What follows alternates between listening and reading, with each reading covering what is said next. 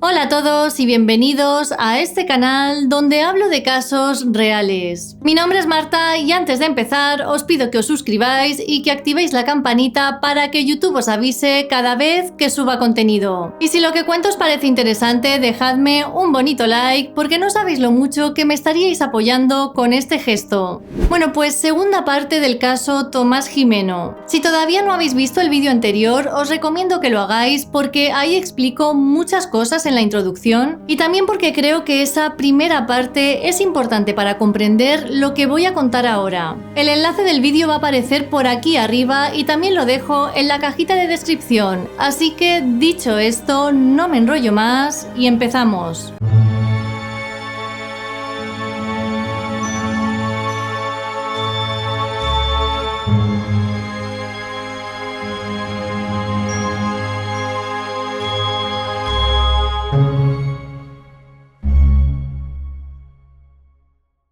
Unos minutos después, Tomás envió a Beatriz un audio con la voz de su hija mayor, donde le decía que su padre quería que fuese a las 9 de la noche a la casa para buscarlas y para recoger unos cuadros. A partir de este audio no se volvió a saber nada más de las pequeñas. Haciendo caso al mensaje de voz enviado desde el móvil de Tomás, Beatriz llegó en su coche a la casa de Igueste de Candelaria a las 9 de la noche. En la parte de fuera encontró los cuadros que tenía que recoger, sin embargo, dentro del domicilio no había nadie.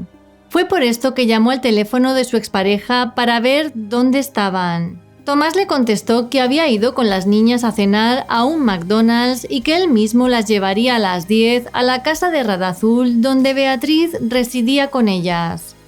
La mujer no sospechó nada extraño, simplemente le pidió que no fuesen más tarde de esa hora porque tenían que dormir. Después de esta llamada, ella regresó a su casa para esperarles. A las 10 menos 10 y desconfiando de la puntualidad de su ex, Beatriz volvió a llamar para recordarle que tenían que estar en su casa a las 10. Fue en ese momento cuando Tomás le dijo que estaba fuera de la isla y que no iba a volver a ver a las niñas ni a él porque se iba con ellas a empezar una nueva vida. En ese momento la mujer entró en pánico e inmediatamente fue hasta el cuartel de la Guardia Civil para denunciar los hechos. Mientras estaba poniendo la denuncia, entre las 10:30 y las 11 menos 20, Beatriz volvió a contactar con Tomás, siendo su respuesta la misma que en la llamada anterior. En ese momento, un agente habló con él para pedirle que devolviera a las pequeñas, pero Tomás le mandó a freír espárragos en tono burlón.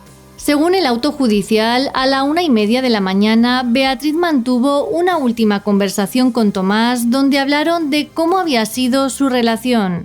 Él volvió a insistir diciendo que se iba lejos y que no volvería a ver a sus hijas, pero que cuidaría bien de ellas. Lo que menos podía sospechar Beatriz era que Tomás había hablado con ella desde su barco en el mar y que ya había hecho algo terrible.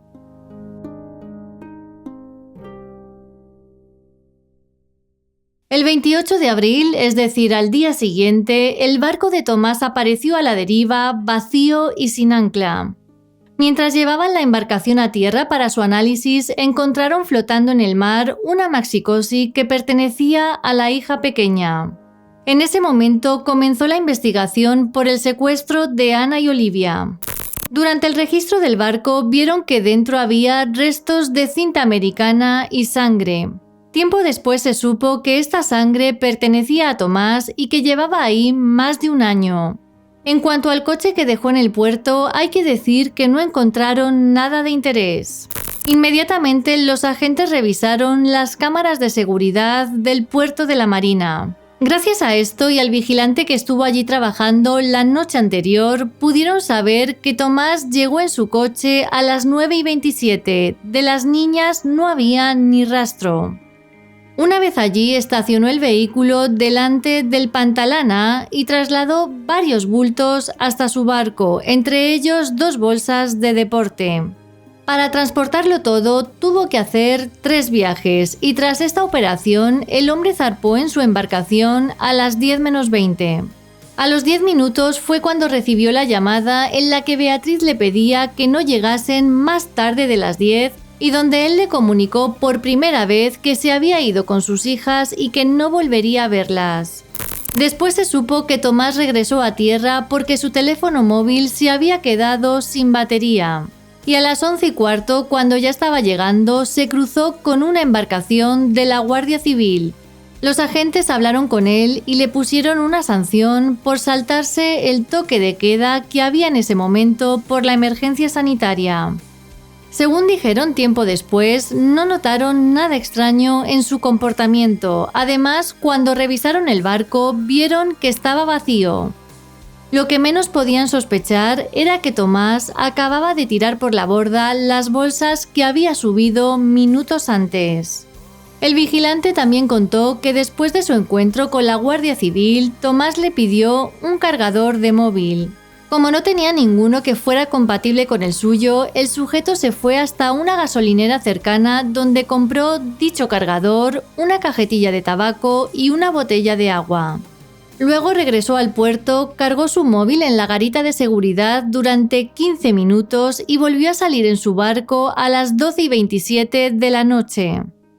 Ya en el mar hizo 2 llamadas, la primera a la 1:28 de la mañana a su actual pareja, donde se despidió de ella.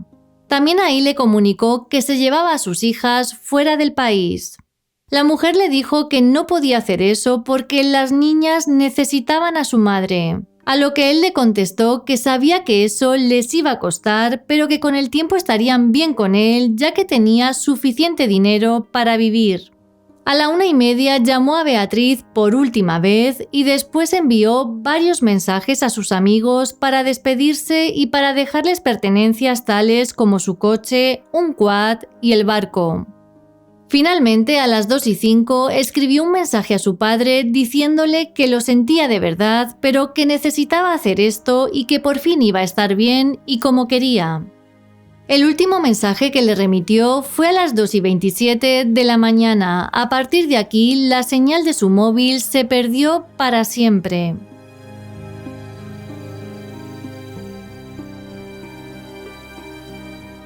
La casa de Tomás Gimeno en Higueste de Candelaria y lugar donde sitúan a las niñas por última vez fue registrada hasta en 5 ocasiones. En el primer registro, los agentes pudieron apreciar el desorden y la suciedad de la vivienda. Fue entonces cuando encontraron 2 detalles importantes: un rollo de bolsas de basura que había sido utilizado y el blister de un relajante muscular. Parece ser que Tomás tomaba esos calmantes porque días antes había sufrido un percance en las costillas. Pero lo que llamó la atención de los agentes era que el blister estaba vacío y encima de una mesa. Daba la sensación de que se había utilizado recientemente. El quinto registro de la vivienda lo hicieron con 2 perros de la Guardia Civil. En esta ocasión, buscando cualquier rastro biológico de las pequeñas y la falta de ropa o juguetes imprescindibles para viajar. Lo único que marcaron los perros fueron 3 puntos calientes y tierra que había removida en la finca. Sin embargo, a día de hoy no se sabe el significado de todo esto. También revisaron las cuentas bancarias de Tomás, donde vieron que unos días antes de su desaparición había hecho una transferencia de 55.000 euros. Este movimiento, que en un primer momento parecía sospechoso, lo había realizado para pagar a los proveedores de su empresa, por lo que quedó descartado que tuviese que ver con una posible huida del país.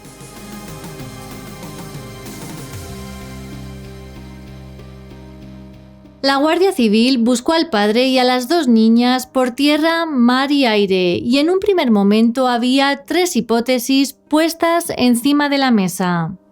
La primera, y a la que se aferró Beatriz hasta el final, era que Tomás había huido con sus 2 hijas en otro barco hasta Sudamérica, donde tenía contactos por su trabajo. Para esto hubiese necesitado la ayuda de un cómplice. Sin embargo, después de varias comprobaciones, supieron que esa noche no hubo embarcaciones por la zona. Por lo que con el paso de los días, esta teoría empezó a perder fuerza, al igual que sucedió con la segunda teoría.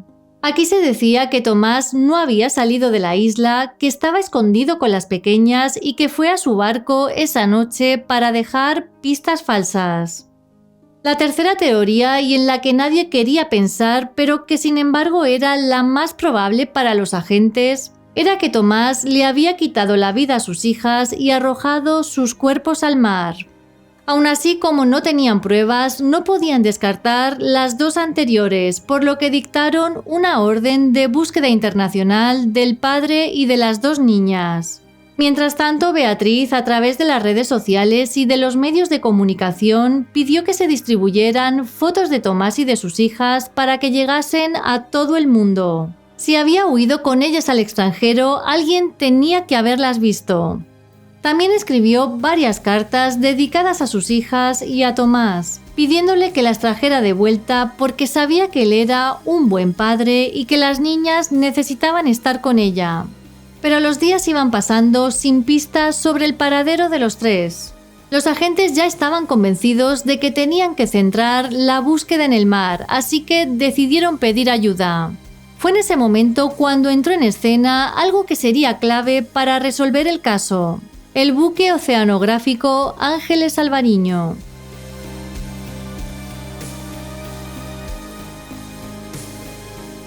El sábado 29 de mayo, desde el puerto de Vigo, llegó a Tenerife el buque oceanográfico Ángeles Alvariño. Equipado con un sonar de barrido lateral y un robot submarino, se incorporó a una búsqueda sin precedentes en España. Su misión era encontrar cualquier pista en el mar que les llevase a saber qué sucedió con Tomás Jimeno y sus hijas. El buque comenzó la inspección marina en la zona donde la lancha de este sujeto fue encontrada a la deriva. El 7 de junio, tras varios días sin obtener ninguna pista y a pocas horas de que el buque abandonara dicha búsqueda, este hizo un hallazgo importante. A 1000 metros de profundidad encontró una botella de aire comprimido y una funda nórdica. Gracias al número de serie se pudo saber que la botella estaba registrada a nombre de Tomás Jimeno. La funda nórdica también le pertenecía a él, ya que fue identificada por un familiar. Esto hizo que el buque permaneciera más días en el mar, hasta que el jueves 10 de junio se confirmó la peor de las noticias: el hallazgo del cuerpo sin vida de una menor que estaba a 1000 metros de profundidad en el interior de una bolsa de deporte.